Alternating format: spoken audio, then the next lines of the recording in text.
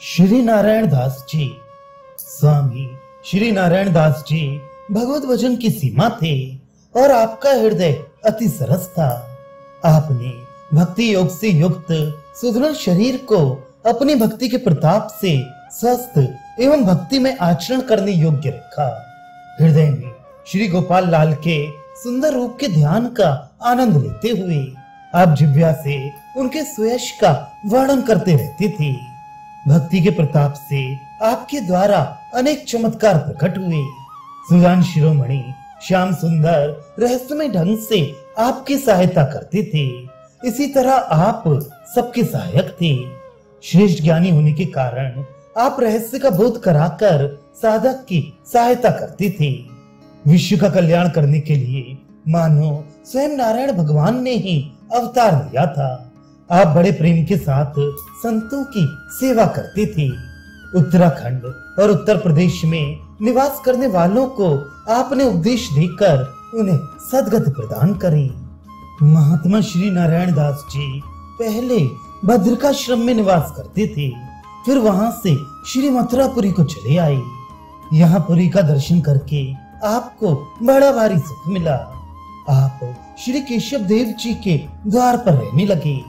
आपने मन में विचार किया कि मंदिर में दर्शन करने के लिए जो लोग आते हैं उन्हें भगवान के दर्शनों का आनंद अच्छी प्रकार से नहीं मिलता है, क्योंकि उनके मन में जूतों के चोरी चले जाने का भय बना रहता है। इसलिए मैं दर्शनार्थियों के जूतों की रखवाली किया करूं, तो इन भक्तों को भगवत दर्शन का पूरा आनंद मिलेगा। ऐसा निश्चय कर आप जूतों की रखवाली करने लगे। इससे दर्शनार्थी और स्वयं आप भी आनंदित हुए। दूसरे लोग आपके प्रभाव को तथा आपकी सेवा निष्ठा को नहीं जानते थे कि आपके हृदय में सेवा का कैसा अपार भाव भरा है। एक बार एक दुष्ट आया और उसने एक बड़ी सी पोटली आपके सिर पर रख दी और कहा कि इसे ले चलो। आप बिना किसी नानकुर के पोटली लाद कर उसके साथ चल दिए। जब श्री नारायण दास जी उस दुष्ट की पोटली को सिर पर लिए जा रहे थे, तो उसी समय रास्ते में एक कोई बड़े प्रतिष्ठित सज्जन मिल गए और उन्होंने श्री नारायण दास जी को पहचान लिया। फिर बड़े अनुराग में भरकर साष्टांग दंडवत प्रणाम किया और उस दुष्ट को बड़े जोर से डांटा फटकारा। तब उस महादुष्ट ने भी आपकी महिमा को जाना और उसने भी इनके चरण पकड़ लिए। उसके मन में बड़ा दुख हुआ। उसका देहाभिमान छूट गया और वह पछताकर कहने लगा कि मुझसे बड़ी भारी भूल हुई।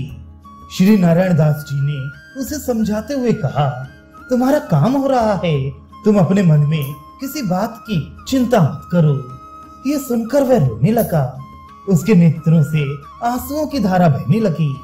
उसने प्रार्थना करते हुए श्री नारायण दास जी से कहा कि अब मैं घर का मुख नहीं देखूंगा, मुझे अपनी शरण में रखिए। उसके दैन्य भाव से प्रसन्न होकर आपने उससे भगवत भक्ति का उपदेश दिया। उसे भी मालूम हो गया कि भक्ति जगत कैसा होता है, साधु संतों में क्या विशेषता है, उनकी कैसी क्षमा शक्ति होती है।